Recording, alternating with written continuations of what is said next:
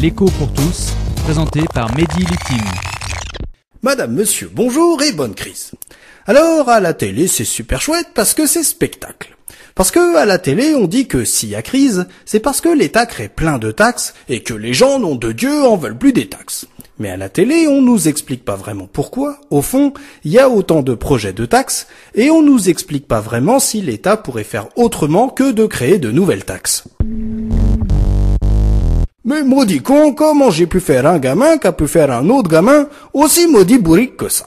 Parce qu'on sait très bien que s'il y a dame autant de taxes, dame, c'est parce que notre budget est en déficit, et que ça c'est pas ben dame qui disent à la télé, et que faudrait, maudit bourrique, qu'il y ait moins de déficit qui disent à la télé. Oui mamie, mais l'important c'est de comprendre que s'il y a autant de taxes aujourd'hui, c'est parce qu'il y a eu 2 interdictions hier. En effet, hier, dans les années 90, il y a eu une règle qui a été inventée et écrite à la demande de l'Allemagne et qui disait que, crise ou pas crise, il ne fallait surtout pas que les États connaissent des déficits importants. Et sur proposition des Français qui négociaient alors avec l'Allemagne, on s'est mis d'accord pour dire qu'il était interdit que le déficit du budget d'un État soit supérieur à 3% du PIB de ce pays, interdit qu'il soit supérieur à 3% de la richesse créée dans le pays de cet État. Par exemple, nous dit la nouvelle règle des années 90, crise ou pas crise, si un pays crée pour 100 de richesse, ou 100 milliards d'euros de richesse, son État ne doit pas avoir de déficit supérieur à 3% de ces 100 milliards, pas supérieur à 3 milliards. Mesdames, maudit bourrique, cette règle elle existe, et donc c'est une bonne règle, sinon elle n'existerait pas, maudit bourrique. Parce que c'est quand même des gens intelligents qui ont créé la règle. Pourtant, étrangement, mamie, cette règle, elle existe dans l'Europe en crise, mais elle n'existe pas vraiment ailleurs, parce que l'Allemagne, en fait, ça n'existe qu'en Europe et ça n'existe pas ailleurs. Parce que aux États-Unis, par exemple, en 2009, 2010, 2011 ou 2012, le déficit de l'État n'était pas de l'ordre de 3% du PIB, mais plutôt de l'ordre de 9, 10, voire 11 ou 12% du PIB. Alors évidemment, les Américains, ça bouffe des hamburgers, et ça choisit des Noirs même pas français comme président, et pour certains, ça fait des parties de thé.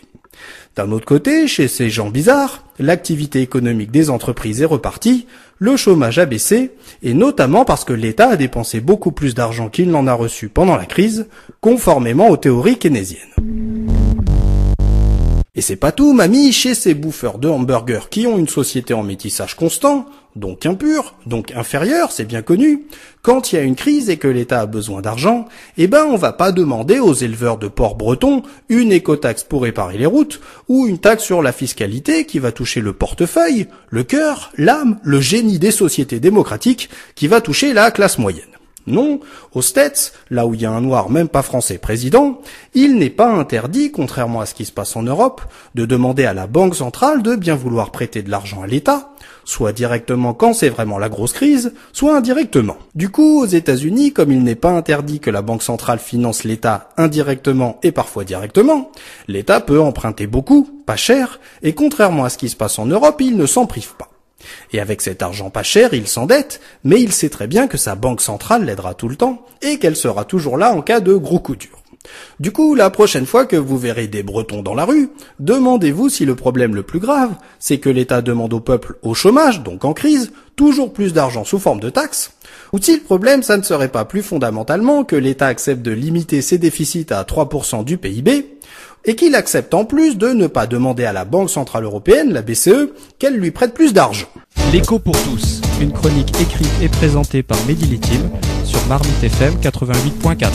Vous pouvez nous contacter pour réagir à cette chronique sur marmitefm.canalblog.com.